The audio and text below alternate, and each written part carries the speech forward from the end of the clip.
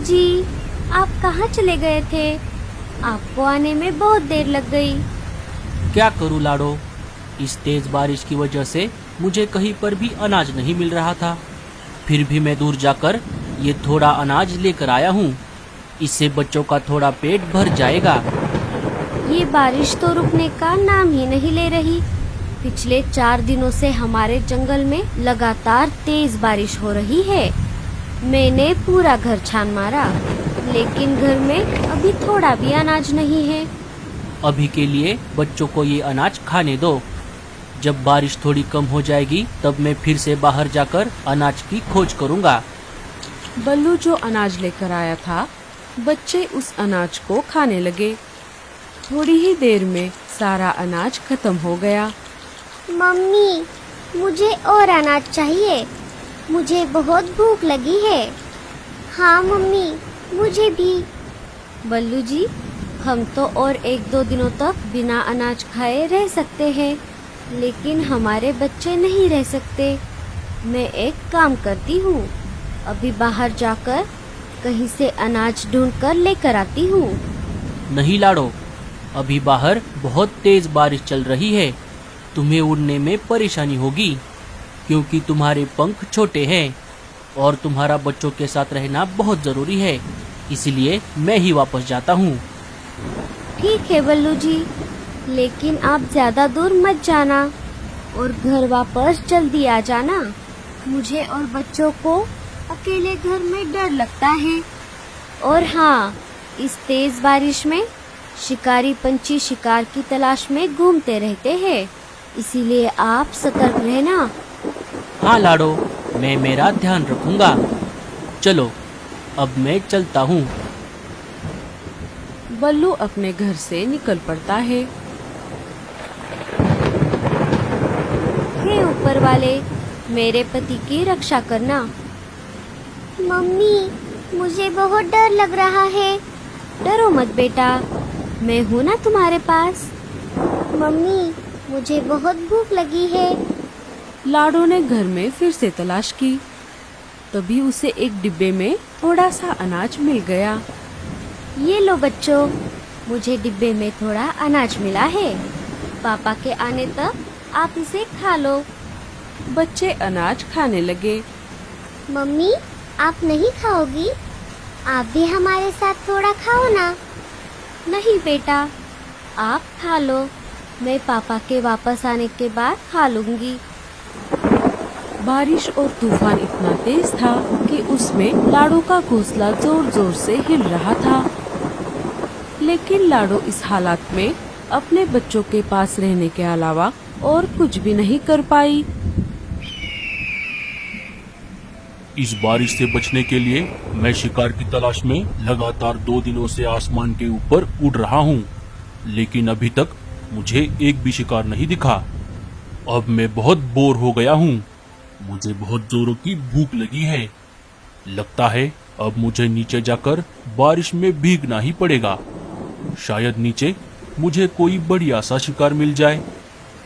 भजिया गर्मा गरम, भजिया गर्मा गरम, मैं तो खाऊंगी इनको गर्मा गरम। चील आसमान से नीचे आ जाता है और मीनू मौसी के घोंसले के बाजू वाले टहनी पर जाकर बैठ जाता है। चलो, अब मुझे जल्दी से किसी हट्टे कट्टे शिकार की तलाश करनी होगी। अगर मुझे पूरा परिवार मिल गया, जिनमें बच्चे भी शामिल हो, फिर तो मजा ही आ जाएगा। मीनू मौसी खिड़की से शिकारी पंछी को देख लेती है। अरे बाप रे, शिकारी चील, ये भला यहाँ पर क्या कर रहा है? चल मीनू, अब तेरा ऊपर जाने का समय आ गया है। अरे वाह, ये खुशबू कहाँ से आ रही है? अरे बाप रे, बचाओ, मुझे मत मारो। मैं तो एक बूढ़ी चिड़िया हूँ, मुझे मारकर तुम्हें क्या मिलेगा? अरे चुप कर, मैं तुझे नहीं खाऊंगा। मैं तो बस ये खुशबू सुनकर आया था। ये तुम क्या बना रही हो? मैं तो गर्मा गर्म पकोड़े तल रही थी। अरे वाह, पकोड़े तो मुझे बहुत पसंद है।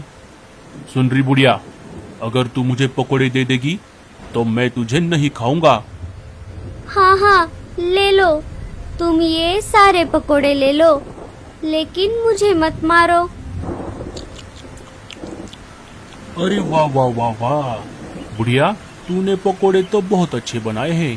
और तुम डरो मत, मैं वैसे भी बूढ़े पंछियों को नहीं खाता, क्योंकि उनमें हड्डियों के अलावा कुछ भी नहीं मिलता।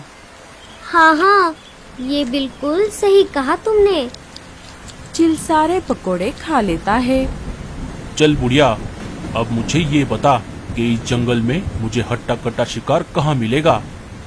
एक पूरा परिवार भी चलेगा, जिनमें बच्चे भी शामिल हो। अरे चील भाई, मुझे भला शिकार के बारे में क्या पता होगा, मैं तो ज्यादातर घर में ही रहती हूँ। अगर तूने नहीं बताया तो मैं तुझे अभी खा जाऊंगा। अरे नहीं नहीं चील भाई, मैं तो मजाक कर रही थी।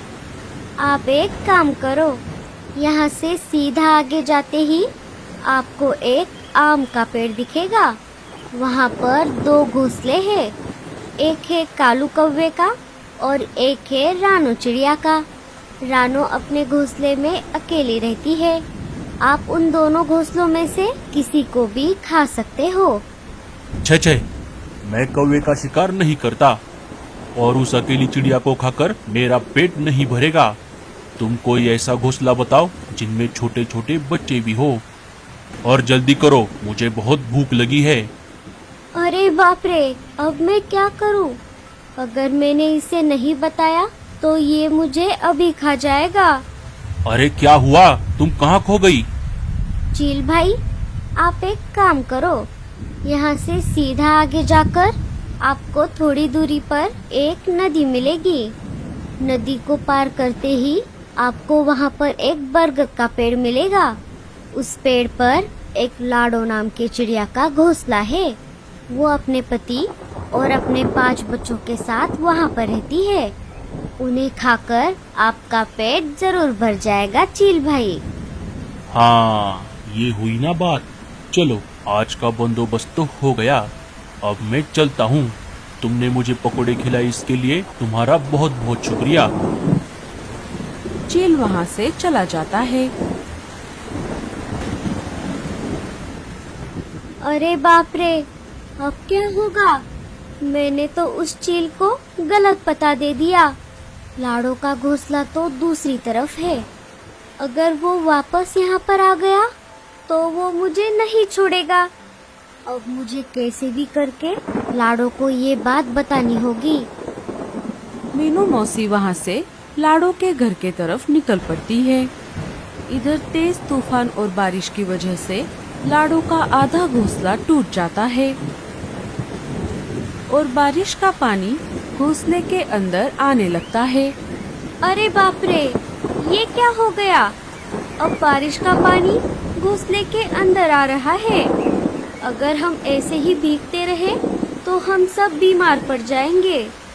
मुझे बच्चों को लेकर घोंसले के बाहर जाना होगा। चलो बच्चों, हमें ये घोंसला छोड़ना होगा। लाडो और बच्चे घोंसले के बाहर आ जाते हैं। अरे मम्मी, वो देखो, लगता है ये घोंसला नीचे गिरने वाला है। बच्चे के ऐसा कहते ही घोंसला धड़ाम से नीचे गिर जाता है। अच्छा हुआ मम्मी, हम सब समय रहते बाहर आ गए, नहीं तो हम भी घोंसले के साथ साथ नीचे गिर जाते। मम्मी, अब हम इस तेज तूफान और बारिश में कहाँ जाएंगे? बच्चों, आप सब मेरे पीछे पीछे आ जाओ। मुझे हमें रहने के लिए एक अच्छी और सुरक्षित जगह पता है। वो घोंसला एक पेड़ के तने में बना हुआ है। वहाँ पर शिकारी पंछी भी नहीं आ सकते। बच्चे और लाडो वहाँ से निकल पड़ते हैं। उनके जाते ही मीनू मौसी वहाँ पर आ जाती है। अरे बाप रे, ये सब क्या हो गया? मैंने तो चील को गलत पता बताया था। लगता है चील ने उन्हें ढूंढ लिया और पकड़कर यहाँ से ले गया। ये सब मेरी वजह से हुआ है। लाडो, बच्चों, बल्लू, मुझे माफ कर दो। अब मेरा भी यहाँ पर रहना ठीक नहीं है। मैं मेरे पुराने घोंसले की तरफ भी नहीं जा सकती। अब मुझे भी कोई दूसरी जगह ढूंढनी होगी। मीनू मौसी भी वहाँ से चली जाती है।